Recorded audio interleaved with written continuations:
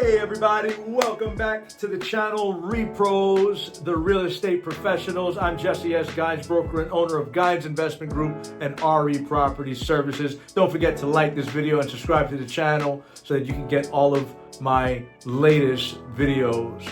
As an entrepreneur, I've had the privilege of pioneering several businesses throughout my life. Some made it, some failed, and I'm sure I'll pioneer many more. One thing I've noticed is that you must count the cost before you build a house, have a child, get married, start a business. And unfortunately, too many people never stop to figure out what it will cost to do any of those, or anything in that matter. At the writing of my book, Real Estate Success, there are roughly 400,000 children in foster care in the United States alone. Now that's an astronomical number. And the biggest reason why children are given up for adoption is, you guessed it, parents with low incomes not being able to afford to raise a child. In marriages, it's really no different. There are many statistics concerning how many end up in divorce, and it varies by race, nationality, country, state, etc. However, the reasons why they fail don't differ much across the entire board. The top 3 reasons why marriages fail are: number 1, incompatibility; 2, infidelity. We all know that. And 3, the third reason why marriages fail is, you guessed it again, or maybe you didn't, finances. But it doesn't end there. So let's proceed to the business portion of this and get involved with why businesses fail, and it doesn't differ very much. So why does one agent toil away without much success while another agent enjoys a thriving business? This question is very important, and some might think, you got lucky. Is it luck? I mean, we're talking about luck as though it's some kind of a living force that chooses some people and ignores others. And when you think about it, it's kind of silly to believe that some force that we can't even define decides who gets to be successful. Others tell me, well, you got to have talent. It's talent. You got to have talent. Now, is success based on talent?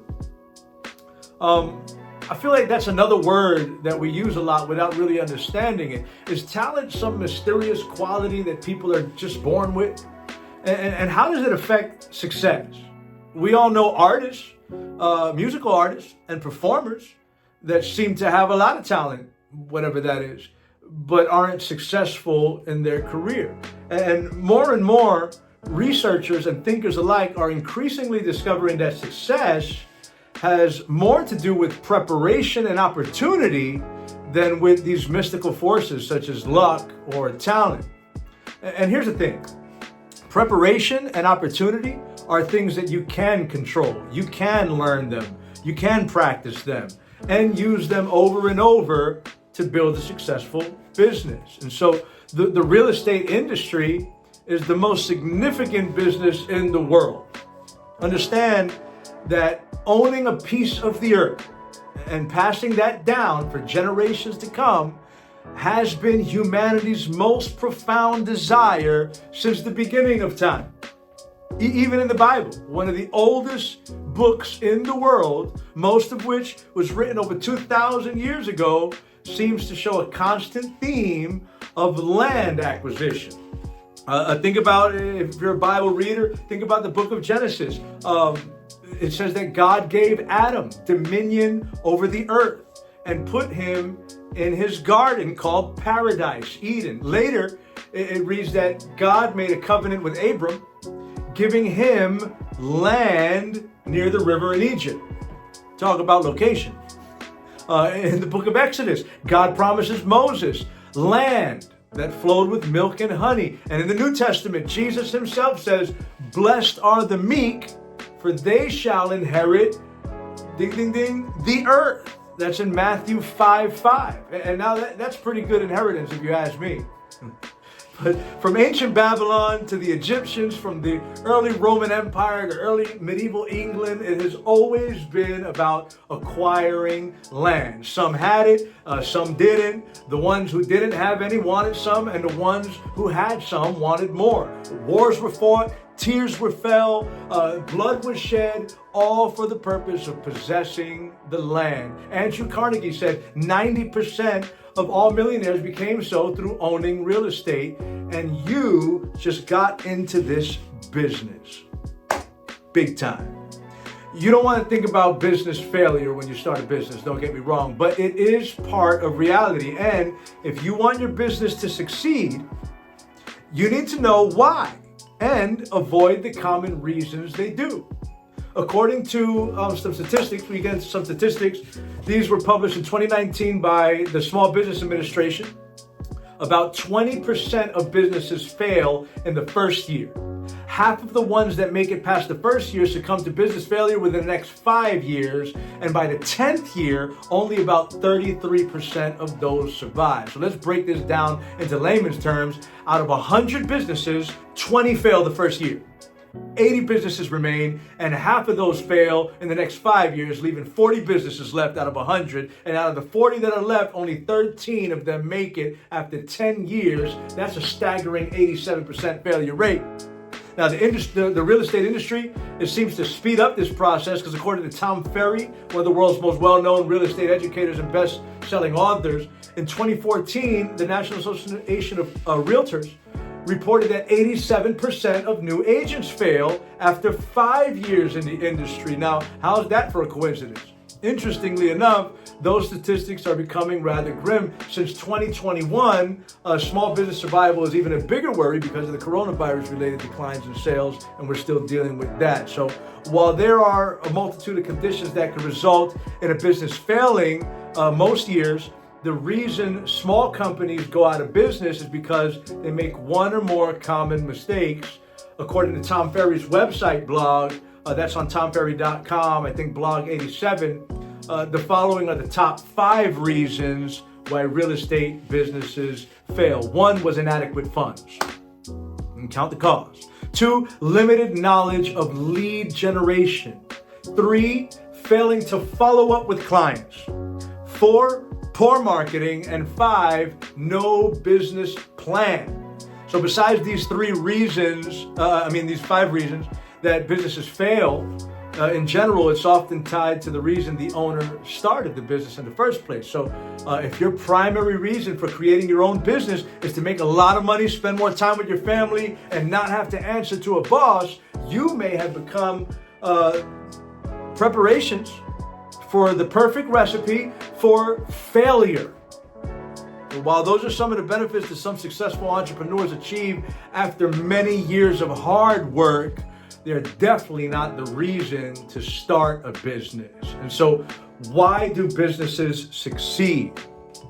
Over and over again with statistics, we see that the reasons that led to building a successful business included: 1, you have a passion and a love for what you'll be doing and firmly believe, based on an educated study and investigation, that your product or service will fulfill a real market need.